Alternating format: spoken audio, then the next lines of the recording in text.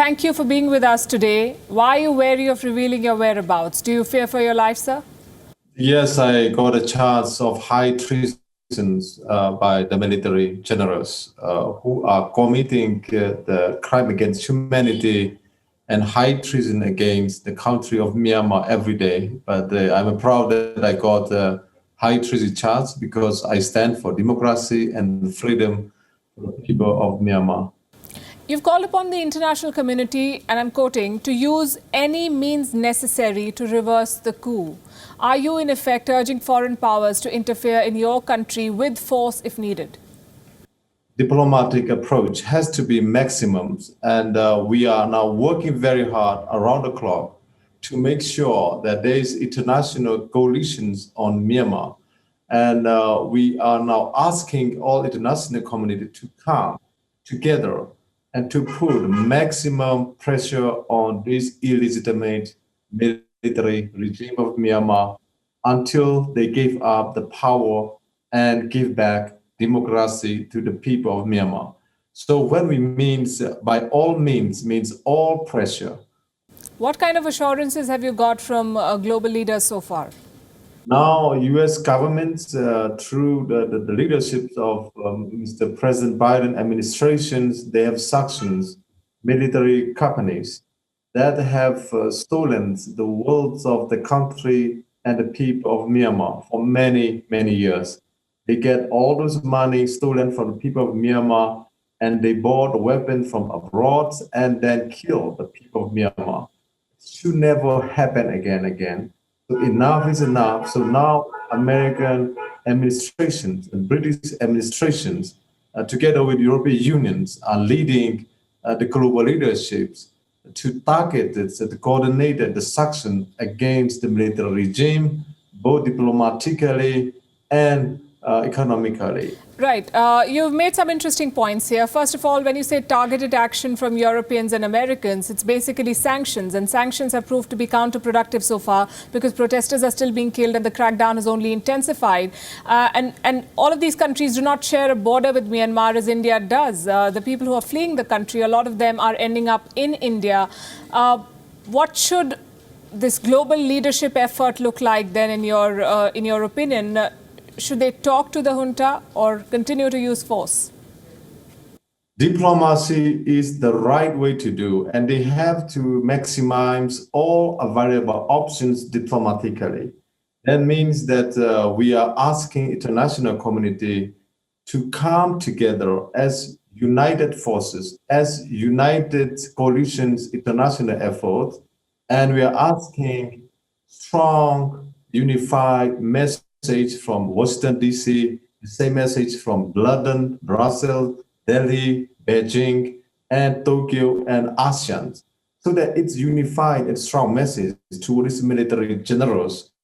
Stop killing your own people. That is common sense. Not to kill our own children, not to kill the children, not to kill the women, not to kill these unarmed civilians.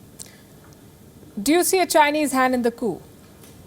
Even I can tell you that China is not happy with what's happening on the ground. Yeah, let's be clear. They want to have stable neighbor. And the same for India. Having stable neighbor is very important because India also have this side look its policy and look at the policy.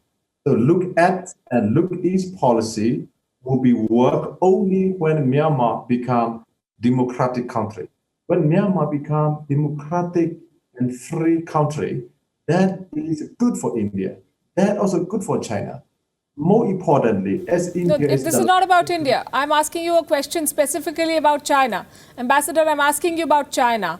Do you see a Chinese hand in the coup? Historically, always China is there helping, of course, all these military generals for many, many, many years. Yeah, let's clear about that. So now also they are talking to the military coup leaders. But what I can tell you is that even China is not happy what is happening on the ground in Myanmar. How do you know that? They have clearly expressed that they are not happy with what's happening on the country. They have approached us to talk, to dialogue together. But we are saying that how can we dialogue when they continue to kill the people on the ground and the streets of our country. So China, you're saying, is brokering a dialogue between people like you who are speaking against the military, and the same China also called the coup a mere reshuffle. In the way they have China Ministry Affairs has already publicly stated that they want to bring all the party together to come into dialogue table. So they have proposed that all party dialogue together. Yeah, China has proposed all party dialogue together, but from our stand it's very clear.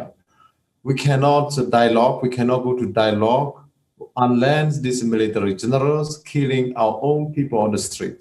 So we demand that for us to go for dialogue, they need to release all of the detainees, including our presidents and our state councillor, Dr. Aung San Suu Kyi, and then stop the killing the people of Myanmar on the streets. And then only we can talk about dialogue. So that's not happening what we see right now. What does the worsening situation mean for India and the neighbors of Myanmar? Do you think that your country is descending into a civil war? If there is no international actions, if there is no actions from democratic and free world to help us to restore democracy and freedom in the country, of course, there is no limit by this regime have. They will continue to kill the people, and there's many, many more bloody days coming ahead, bloody months, bloody year even. In that situation, of course, I'm afraid my country will go through the greatest civil war that we have never seen before. What do you want India to do? Next month, India is going to be the chair of UN Security Council. So we will need great and strong India leadership in UN Security Council to pressure UN Security Councils to immediately come with a resolution that is acceptable to the people of Myanmar, and that is democratic. That is the base of the freedom. And also we need India to be more outspoken about anti-military regime, because this military regime is not helpful to the people of Myanmar. They are not helping India. No, they are now bringing the whole region into chaos.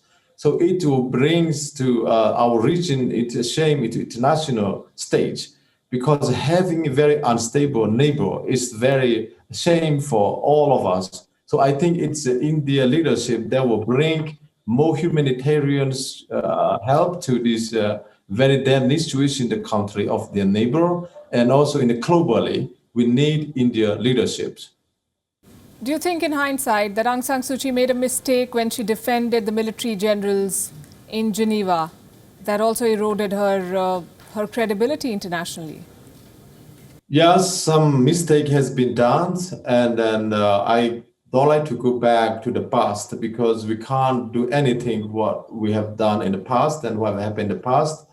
And I just can tell you that her situation was very, very difficult. And how do you run the country when there is 5 top cabinet members of the government came from military generals who always hold the smoky guns against her? So it was a very, very difficult situation in her side. But I can tell you that under her administration, education has been improved, healthcare has been improved, electrification has been improved. There's so many positive that do happen. That's all very well, but you can't wish away the past. Do you today admit, Ambassador on Beyond, that the democratically elected government of Myanmar under Aung San Suu Kyi failed to safeguard the rights of the Rohingya population, and that is the first step towards the slippery slope your country went down, and now you have a coup? Well, this military coup and our brothers and sisters Rohingya issue has nothing to do with it. In fact, the Rohingya issue, and it was the military generals. It is. You defended the military's genocide against the Rohingyas because it was more important for the government to remain in power then. And now the government has been overturned. And so everyone is feeling the heat. And so people are coming out and speaking against the very same Let generals. me tell you, if you like to go back to the past, I mean, these military generals are the one who have committed crime against humanity to our ethnic minority people, Kachin, Karen, Moor, Rakhine, Shan, Chin, for the last 72 years. We should not forget.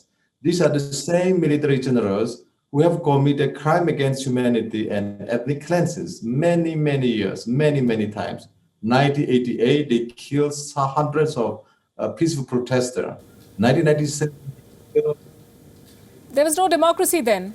There was no democratic government then in Myanmar. When this happened with the Rohingyas in the latest instance, there was a democratically elected government that failed to do anything for its own people, only to remain in power. As I said again, these are the military regime. This military regime, the military generals are the one who should be taken to be account.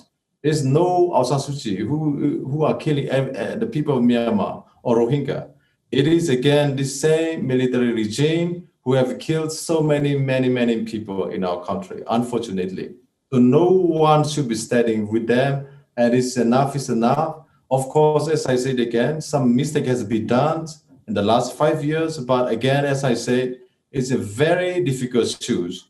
If you wear her shoes, it's just impossible to govern the government or the country, to run a country, when you have got the military regime's upper hand. Thank you very much for joining us, and we wish you all the best in your endeavor to restore democracy. Thank you very much for having me. Thank you.